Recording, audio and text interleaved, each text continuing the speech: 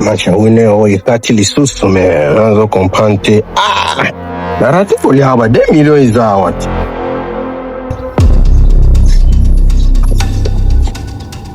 Nini mwana? Nyoka. Nyoka bakoti na kata ndako. Nini ba nyoka bakoti na ndako?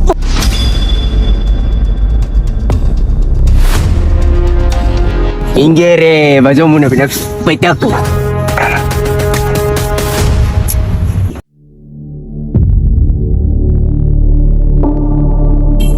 Jésus.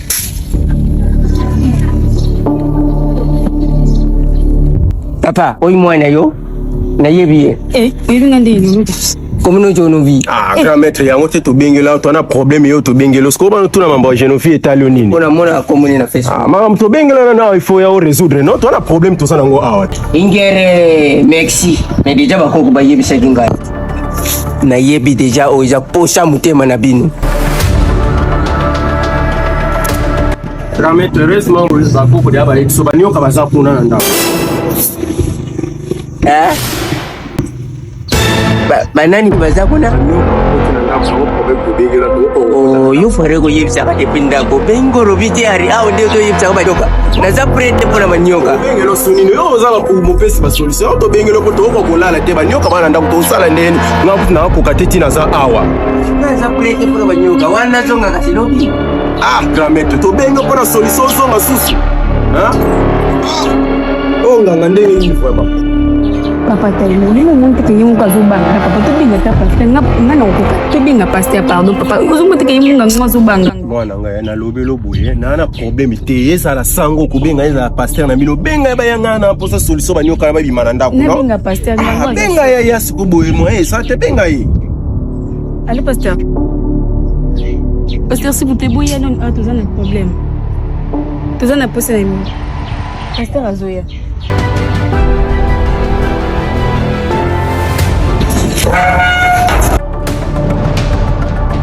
My God. Donc, je savais que nous pouvons faire bon la motema. Ouais. Tu vas bien gagner. Tu bien gagner pour bon la motema. On va bon ça mais ça va bon. Moi tu retournes tout le temps, mais pas de destin changé. Ah bon, voilà. My God. My God. Na hebi que papa na yo fois bon la motema lelo. Est-ce que na kosti? Yango tu papa.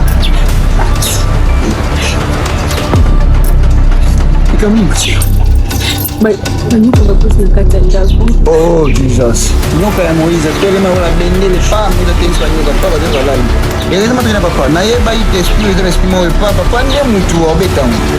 Pera ba rotu mama biso bana Israël. Papa ba banyoka kufa. Na nyoka ba koti wapi nazo comprendre te.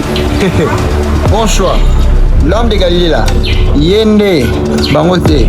Papa obimisa banyoka na l'espace de 2 minutes. Bon point. Nous ça. Papa, depuis que tu papa benga nganga, banda telemaken azosala te no côté. C'est bon. Banyoka on baza combien?